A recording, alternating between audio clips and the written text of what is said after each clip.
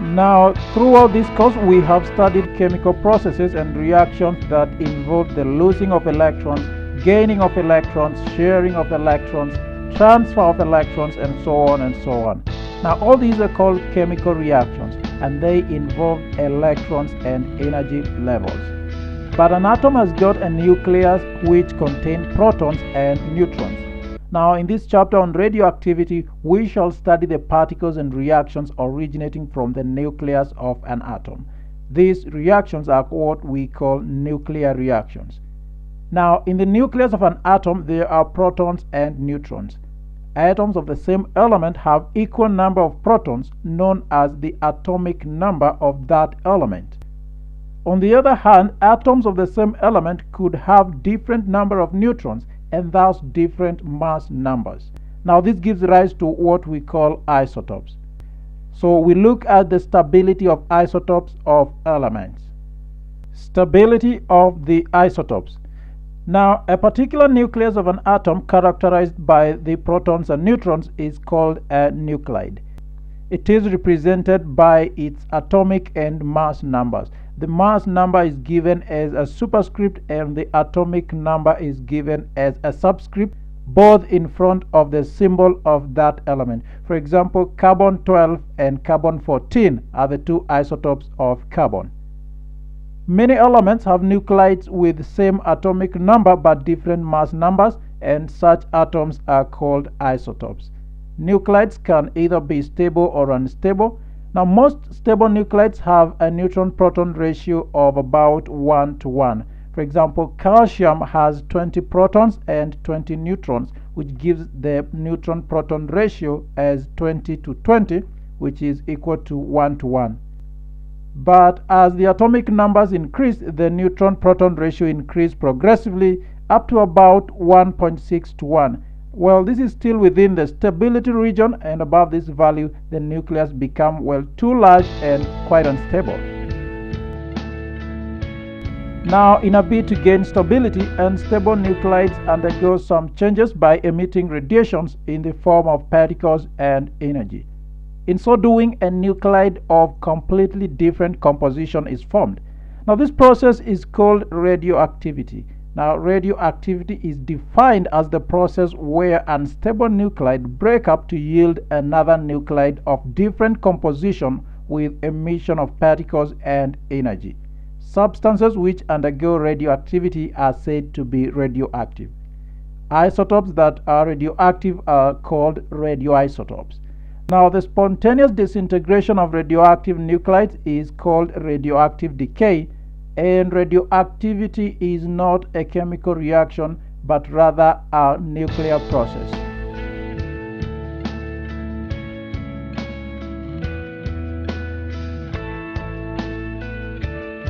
Now, what is the difference between the nuclear reactions and the chemical reactions? Well, you realize that nuclear reactions occur within the nucleus and involve neutrons and protons, whereas the chemical reactions occur outside the nucleus and usually involve electrons. Secondly, nuclear reactions release quite a large amount of heat energy, but in chemical reactions, the heat released or absorbed is much less compared to nuclear reactions. And finally, the nuclear reactions are not affected by environmental factors like temperature and pressure, but those factors usually affect chemical reactions. Radioactivity may be natural or artificial. Natural radioactivity occurs when nuclides split spontaneously in nature, yielding a new nuclide with emission of particles and energy. Artificial radioactivity occurs when large stable nuclides are bombarded with fast-moving high-energy particles, causing the nuclide to split into relatively smaller particles with emission of particles and energy. Types of radiations. Whenever radioactive nuclides disintegrate, they emit radiations, namely alpha, beta, or gamma rays.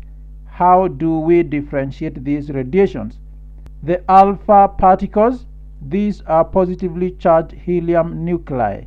They are represented as a helium nuclide in the nuclear equation. They are the heaviest with the least penetration power, and they travel short distances in air and are stopped by a thin piece of paper.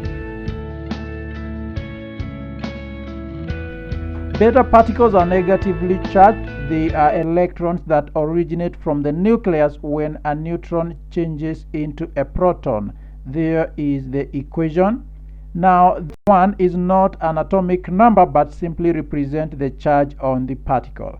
Beta particles have an electrical charge of -1. They are lighter than the alpha particles, have better penetration power, and will only be stopped by an aluminum foil but not a sheet of paper.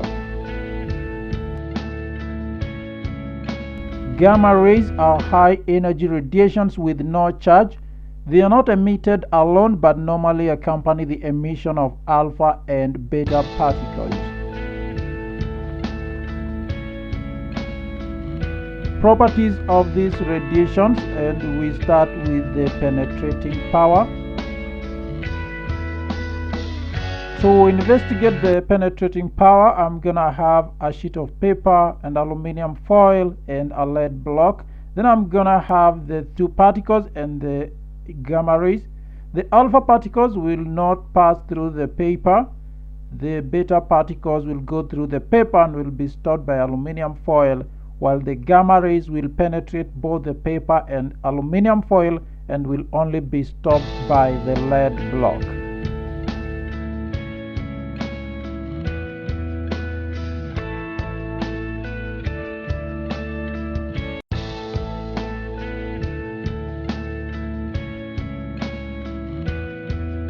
Deflection on an electric field. Ernest Rutherford, a British scientist, was the first person to show that radioactive beam could consist of 3 different radiations. The 3 differ in their response to an electric field. A source of radioactivity is passed through a hole to form a beam. The beam is directed to a fluorescent screen which is illuminated when struck. In the absence of an electric field, the beam strikes the target at a single point. Upon introduction of an electric field, the initial beam splits into 3 components. One of the components is deflected towards the positive field, suggesting it is negatively charged. These emissions are called the beta particles. Another component is deflected towards the negative field, indicating it is positively charged. These emissions are called the alpha particles. Notice that the alpha particles are deflected to a lesser degree than the beta particles by the same field. And the reason for this is that the alpha particles are more massive, but the amount of deflection is also determined by the relative energy in that type of radiation. The last type of emission appears to be unaffected by the electric field, suggesting it carries no charge. These are the gamma rays.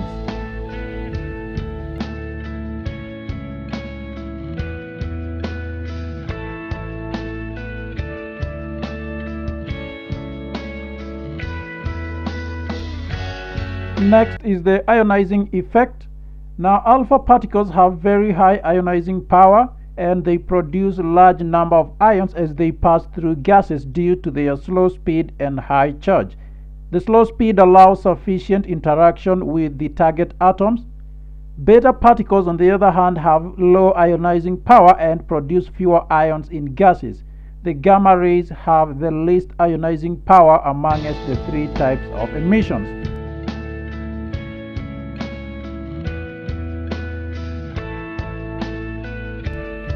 Radioactive decay and half-life. When a radioactive sample undergoes radioactive decay, the number of unstable atoms become fewer and fewer as the disintegration proceeds.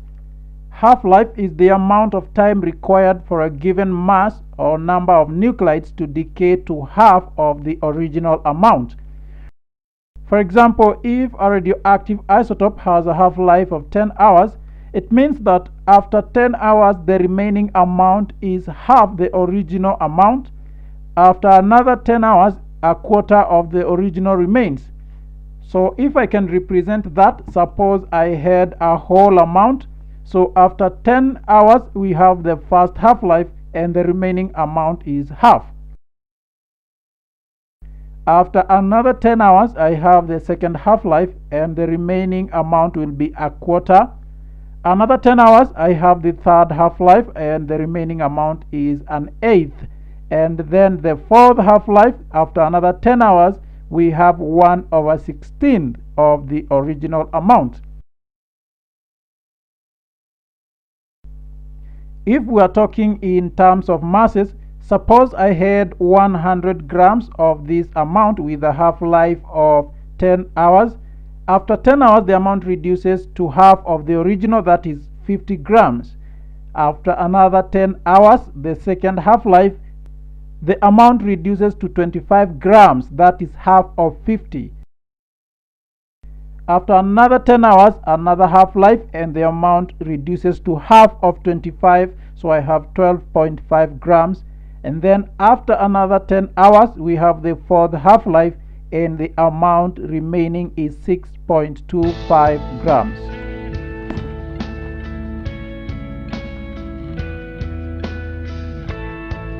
If I'm talking in terms of percentage, the original amount is always 100%.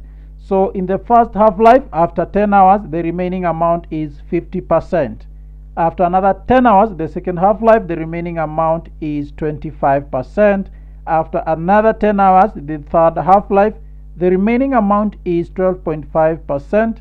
After another 10 hours, the fourth half-life, and the remaining amount is 6.25%. Remember, the percentage can also be given to suggest the activity.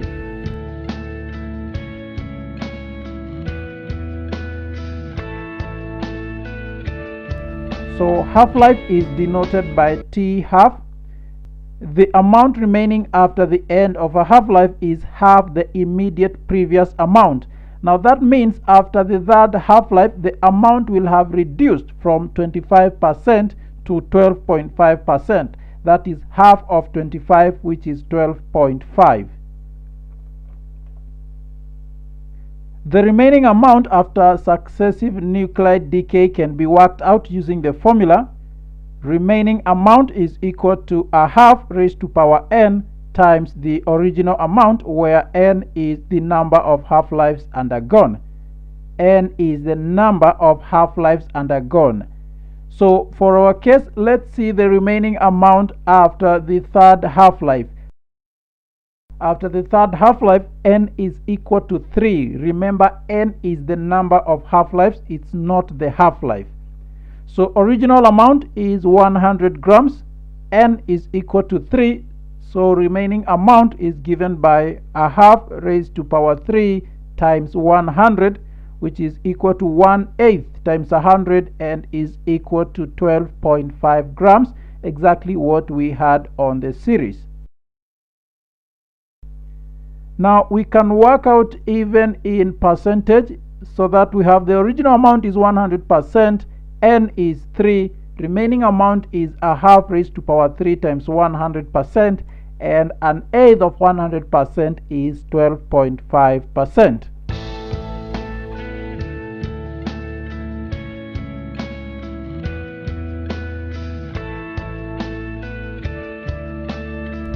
Each radioactive nuclide decay at its own rate, and therefore different nuclides have different half-lives. The shorter the half-life, the faster the decay. The rate of radioactive decay is virtually unaffected by any chemical or physical change. We had seen that previously. And the knowledge of half-life is very important in calculating the ages of materials. For instance, carbon-14 is used in carbon dating, that is determining the age of dead organic matter. Let's take an example. A skull of an ape is excavated, and after investigation, it is found that the activity of carbon-14 is 12.5%. If carbon-14 has a half-life of 5,600 years, how old was the skull? So let's see what we have from the information we've been given. The remaining amount is given in terms of percentage, which is 12.5%, which ultimately means the original amount or the original activity is 100%. We do not know n. So what we need to find is the number of half-lives, that is n, and if one half-life is 5,600 years, then we shall be able to know how long this skull has lived. So remaining amount is equal to a half raised to power n times the original amount.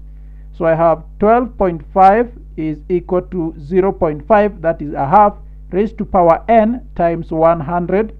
So I divide both sides by 100 to remain with an unknown on the right hand side. So I get 0.125 is equal to 0.5 raised to power n. Now to solve that power, I have to introduce logs. So I have log 0.125 is equal to n log 0.5. So to remain with n, it means I divide both sides by log 0.5. If I do that, n is 16. That skull has undergone 16 half-lives for the activity to reduce from 100% to 12.5%. So this means that it took 16 half-lives for the amount or activity to reduce from 100% to 12.5. So if each half-life is 5,600 years, then the age of the skull is 16 times 5,600, which gives me a figure of 89,600 years. 89,600 years.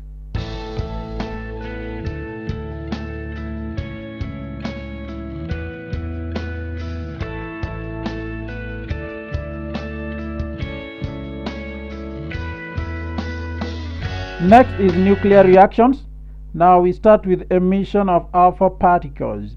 We've seen that an alpha particle is represented as a helium nuclei. So when a nuclide emits an alpha particle, its mass number reduces by 4 and the atomic number reduces by 2. For example, protactinium-233 undergoes radioactive decay with emission of an alpha particle to form actinium-229. Protactinium-233 undergoes radioactive decay with emission of an alpha particle to form actinium-229. Now notice that a completely new type of nuclide is formed. For instance, again, thorium-232 emits an alpha particle to form radium-228 according to that nuclear reaction. Next is emission of beta particles, and a beta particle we've seen is an electron originating from the nucleus when a neutron is converted to a proton. When a nuclide emits a beta particle, the atomic number increases by 1, but the mass number remains unchanged. Again, a completely new nuclide is formed. Why? Because the atomic number has changed. Remember, the atomic number is what defines an element. For example, carbon-14 emits a beta particle to form a nitrogen atom. Look at that. A carbon-14 emits a beta particle to form nitrogen. Gamma rays always accompany the emission of other particles. Gamma rays are not shown in nuclear equations because they have no effect on either the mass number nor the atomic number.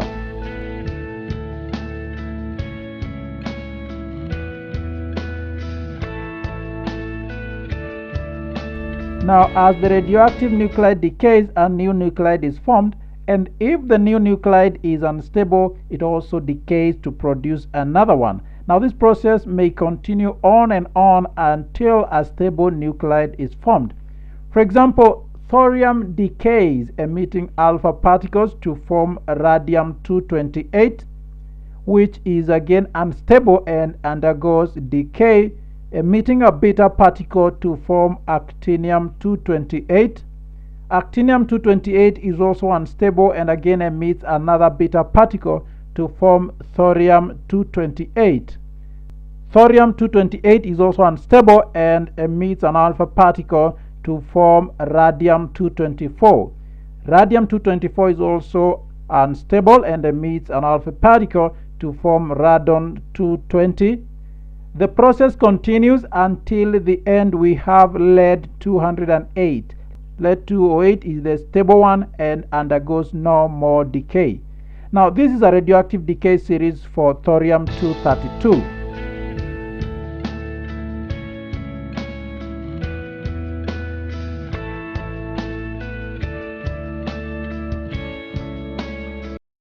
Next we look at nuclear fission. Now we have so far seen natural radioactivity. We can also artificially initiate radioactivity by bombarding a heavy nuclide with fast-moving particles such as neutrons. Nuclear fission is the splitting process a heavy nuclide undergoes when bombarded with fast-moving neutrons. The large and stable nuclide absorbs a neutron and immediately splits up into two approximately equal fragments together with a number of smaller particles such as neutrons, and during this process much energy is liberated. For example, uranium-235, when bombarded with a fast-moving neutron, it forms barium, or rather it undergoes nuclear fission to form barium plus krypton, and 3 neutrons are also emitted and a substantial amount of energy. Now the 3 neutrons produced further bombard more nuclei and more neutrons are produced in a chain reaction. Now the energy is liberated due to the fact that the total mass of the product is slightly less than the mass of the initial material. Now this difference in mass is liberated as energy, where a very small loss in mass results in an enormous amount of energy being released. This energy can be tapped and utilized as electrical energy or other forms of energy under controlled conditions. The enormous heat is used to heat water to produce steam, which then turns the turbines to produce electricity. The energy of atomic bomb is due to nuclear fission of uranium-235.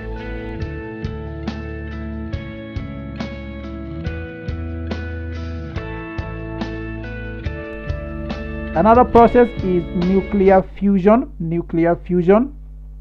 In nuclear fusion, the nuclei combine together when they are made to collide at high velocity.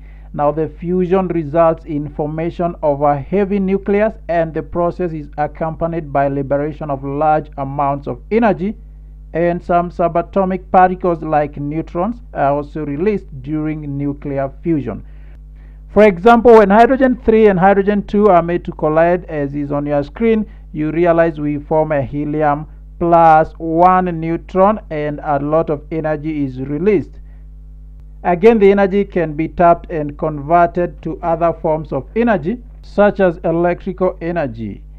The hydrogen bomb works on the principle of nuclear fusion. Now, the nuclear fusion and fission are similar in that one large amount of energy is liberated in both processes. Now, both processes result in chain reactions, and subatomic particles like neutrons are released in both processes. In both processes, energy released can be harnessed, and again in both processes, the large amount of energy is also very destructive.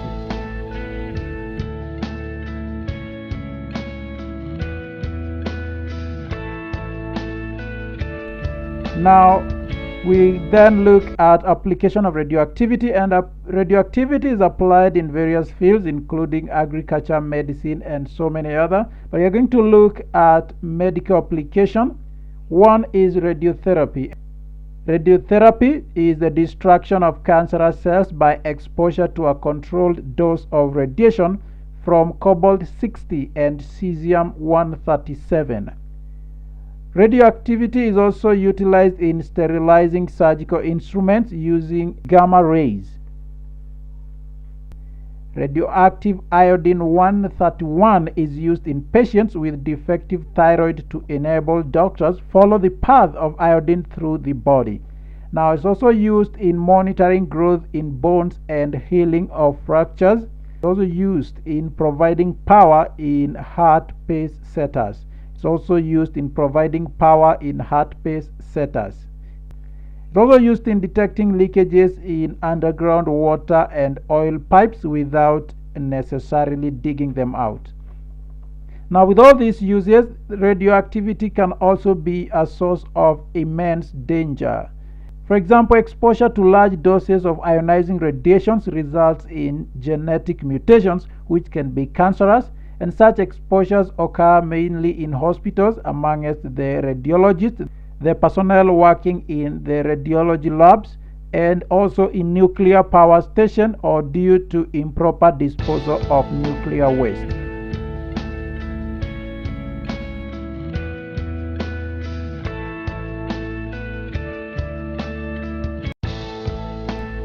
Well, that's pretty much about radioactivity. And just as a brief summary, we've seen that nuclear reactions are reactions which originate from the nucleus. And we've said a particular nucleus of an atom that is represented by its atomic number as mass number is termed as a nuclide. Now, we've said most stable nuclides have a neutron-proton ratio of 1 to 1, and unstable nuclides have a neutron-proton ratio of 1.6 to 1 or greater than that. Now, radioactivity is the process whereby unstable nuclides break up to yield another nuclide of different composition with emission of particles and energy. We also said isotopes which are radioactive, we call them radioisotopes, and the spontaneous disintegration of radioactive nuclides is what we call radioactive decay. We've also seen nuclear reactions, unlike chemical reactions, are not affected by environmental factors such as temperature. Now, there are three types of radiation, that is alpha, beta, and gamma, which is in form of energy.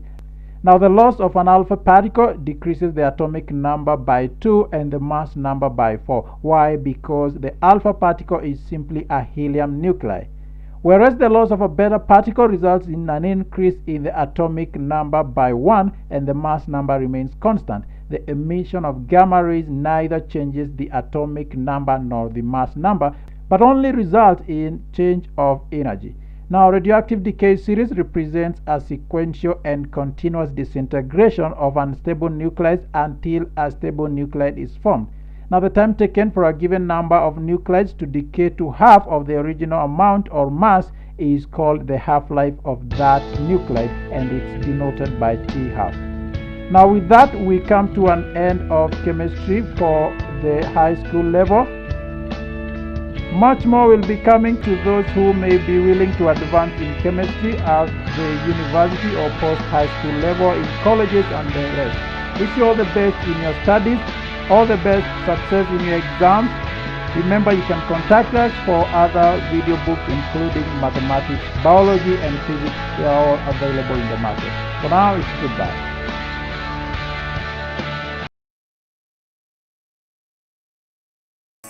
In the same year that Marie Curie received her second Nobel Prize, Ernest Rutherford did a series of experiments in which he bombarded a sheet of gold foil with positively charged particles.